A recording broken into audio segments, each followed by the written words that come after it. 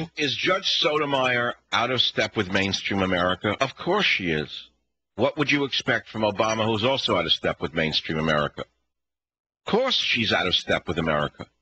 Of course she's an extremist.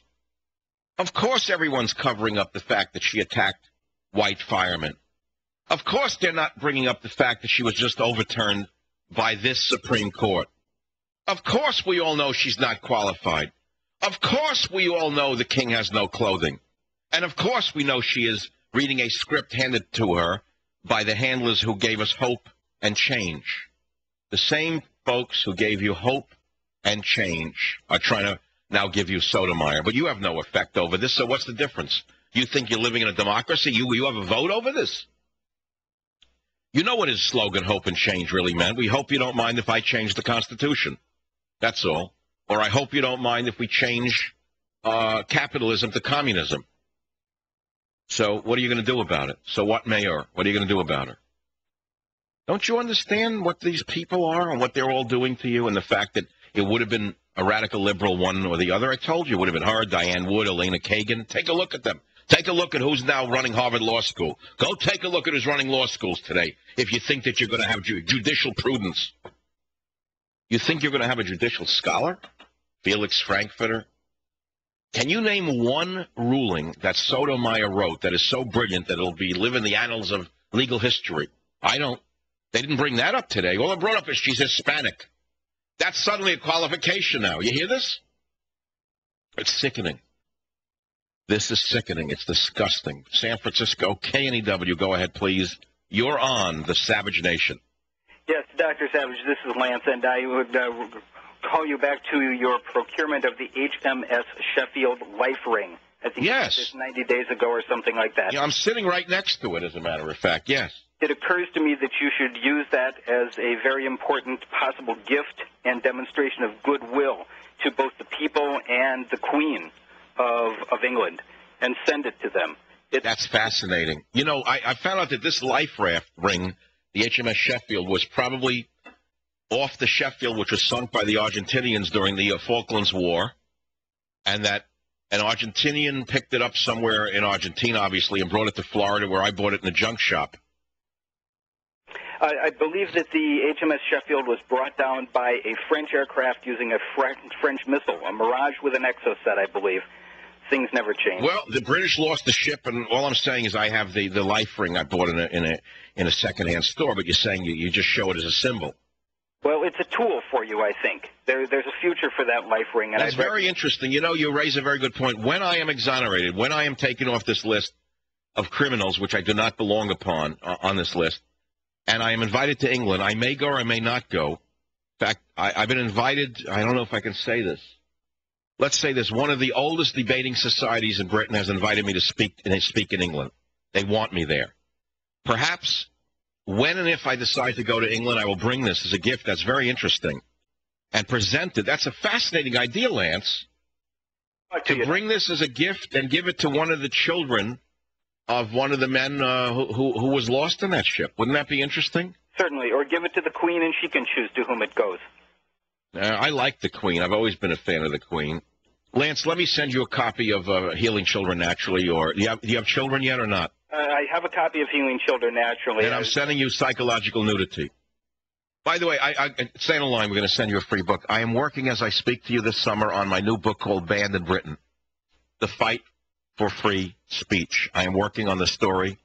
I'm giving you the behind-the-scenes story, the legal letters, what's going on, the machinations. It's all going to be in my new book, Banned in Britain. And it's going to be published by me and available only on my website, I think, initially, because New York publishers don't deserve it. Could you play the Britain song for me on the way out the door in this first hour? There's no Queen anymore, no England anymore. Oh, Teddy, baby, I miss him. My dog. I haven't seen my dog in 10 days. The last vacation I'm ever going on. Never again. Especially not without Teddy. Teddy, baby, I'll be home soon. Teddy, honey, wait for me. I'm on the way. Savage. Michael Savage. Afternoons 3 to 7 on Talk 910 KNEW and online at 910KNEW.com. This presentation of the Savage Nation is brought to you by Inheritance Funding Company. Hi, it's Roger Hedgecock. Join the evening starting at 7, right after Savage on Talk 910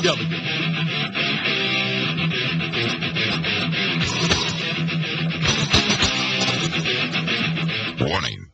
The Michael Savage Show contains adult language, adult content, psychological nudity. Listener discretion is advised.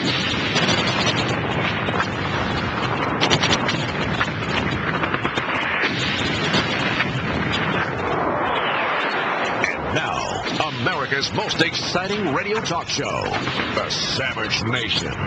Here is Michael Savage.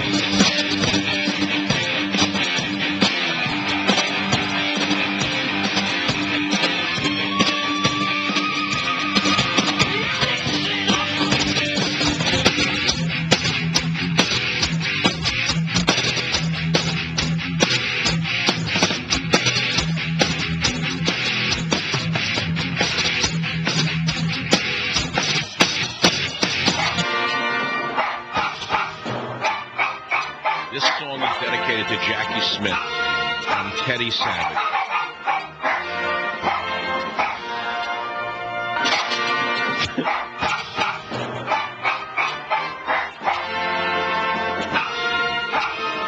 I do not know whether the dog would qualify for a Supreme Court appointment, but I'm going to nominate him for the next federal judgeship that comes up. In the sense that there was a czar, if you want to call him a czar, known as a Caesar in ancient Rome, who thought so much of the Senate in ancient Rome that he took out one of the senators from his seat and he put a horse in his seat.